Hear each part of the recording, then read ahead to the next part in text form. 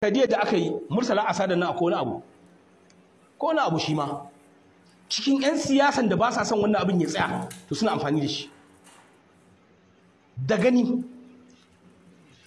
kullum baka da wani karatu kai baka sa littafi ba a karanta daga bango zuwa bango kullum sai dai a sharhi maganganu babatu yan a ta hauka kai ta kawo hadisai da ayoyi ba a mahallin su ba har a samu wasu su ma daga can wani guri inda ba san ma matsalar ba kawai su dinga goyon baya sa ta jeho ayoyin da ba a bugiran su ba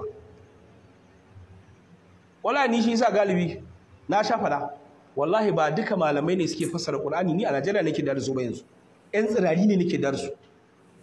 saboda ni a iya fahimta ta inda da harshen Hausa zaka fassara Qur'ani malam Jafar ya ga mu fassara mana Qur'ani ya san Qur'ani ƴan bid'a da suka san Qur'ani sun ce ya sani masoya da makiya duk sun yadda ya san Qur'ani kuma sannan ya tafi har in birnin da aka saukar da alƙur'anin Makka da Madina ya je ya ga inda aka saukar da ayoyin nan ya san ma'anoninsu ya kuma zo ya karance mana su bai bar duniya ba sai da ya sauka takwas ya fassare Qur'ani ya koya ma ma'ana ya koya maka harshen naka na Hausa ma ya koya maka fasaha da hazaka Allah ya ji kansa wala ni shi sa duk wani wanda zai zo da wani ra'ayinsa wallahi kawai nakan kalle shi ko ka zo da kurin hadda ko da kurin ba romu da wani yawan ilimin ka shedan ma mai ilimi dujal ma mai ilimi kenan halaka ku da yawa masu ilimi ne wallahi amma malaman da ba su haddace Qur'ani ba kuma Allah ya sa albarka cikin rayuwarsu mutum ne na farko Abubakar Gumi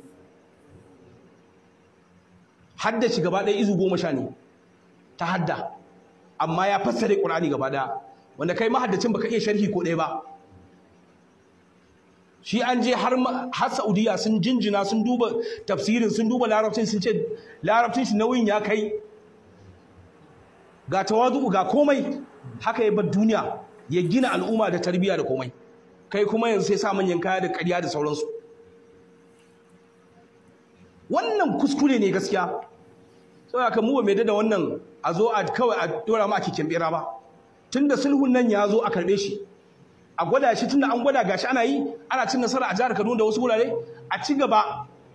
amma inda suka fara bulla babu yawa ko kuma inda aka fara bullo da wasu abubuwa irin wannan ƴan kananu to jami'an tsaro suna da damar da su iya zuwa su je su murƙushe su ba an fara yi ba a nan Ikara wanda suka je suka kashe mana mandigaga Allah shirye su duk irin wannan ayyukan ai an yi su operations ne masu kyau a ce a yi su amma inda abu ya fantsama to wannan gobarar daji kenan mai kashe ta kuma sai Allah to wallahi in muka sake wannan abun muna biyo irin wa'annan malaman to za su kai musu warin mu dai fatan mu dai Allah ta'ala ya aminta da mu tunda hanyar sulhun nan ya inganta kuma an gwada shi na amfani to Allah ya bada sa'a Allah ya ba su sa'a ina fatan mun gane magana ka ce wai a ta amfani da sojan ina sojoji nawa ga su nan an kashe su ma ba amma ba da labari ba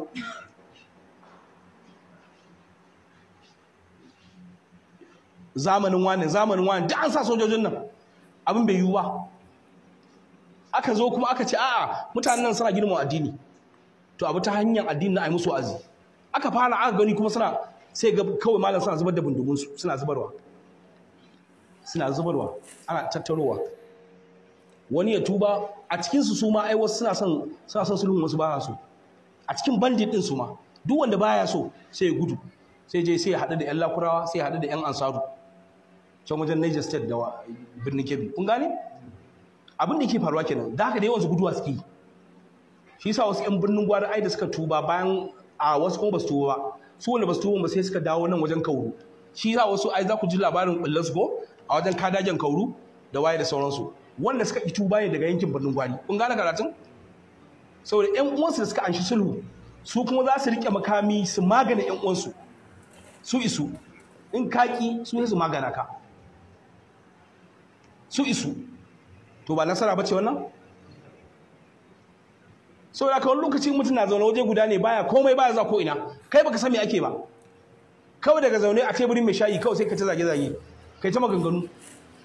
ai wani shi ma kaza ai wani shi ma dukkan rabu da su kai ma rabu da kai Allah kyauta da haka mu yi haƙuri ba wani malami da yake goyon ba inda yana da hankali da zai goyi bayan wannan abin da ake yi cewa a ci gaba da kashe mutane ba wani zai goyi bayan Fulani waɗanda suke aikin nan tunda ba duka Fulani bane suke wannan aikin har ƴan uwansu ma suna kashewa balma da su suka fara tunda akwai yaron fa da ya kashe uban shi bandit din ya kashe wa'ancan ƙwayoyin da na baku labarin ake sha me mutum ba zai ba akwai wanda ya kashe kanin ubansa akwai wanda ya kashe sirikinsa ma ya kore canin ya je sai bindiga ya ci gaba da abin da yake to mutum da ya wa ƴan uwansa wannan abin na jini to ina kuma ga wani wanda ba dan uwan shi ba min babu aula shi ya fi sauki ya masa to sai gashi aka samu hanya ta addini da za a gaya musu Allah su tuba kawai sai ka ce a'a ka abu wannan hanyar saboda kai shedani ne duk wanda ba sa goyon bayan sulhun nan galibin su shedanu ne daga wanda bai fahimci abin ba sai wanda yake shedani ne ya sani amma iya da wata manufa ko yana wa